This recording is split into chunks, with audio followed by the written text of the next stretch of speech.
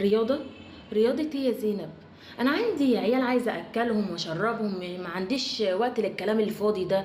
وده عنده شغل ودي عندها ميعاد وده عنده ميعاد والحوارات دي، وبننصح ان في اصلا حاجه اساسيه لازم نهتم بيها هي الرياضه. هنقل لكم تجربتي اللي انا حصل معايا.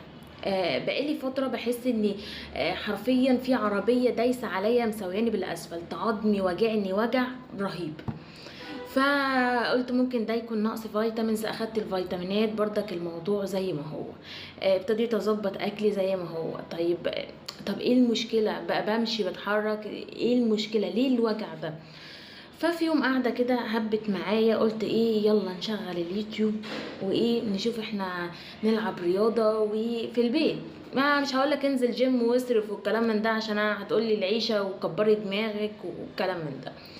وفي الاول كان الموضوع صعب، لكن بعد كده حسيت ان جسمي ابتدى يفك، ابتدى الوجع يروح، ابتدى ان عندي نشاط، ابتدى ان انا اعمل حاجات كتير. اللي هو طب انا ليه ما كنتش بعمل كده؟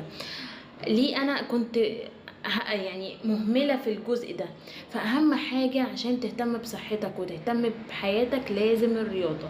ودي نصيحة مني ليكم ودي تجربتي. وما تنسوش تعملوا لايك وسبسكرايب وكومنت لو عجبكم الفيديو، واستنوني في تجاربي والمواقف والحاجات اللي بتحصل لي، يمكن تستفادوا منها. واشوفكم على خير وباي باي.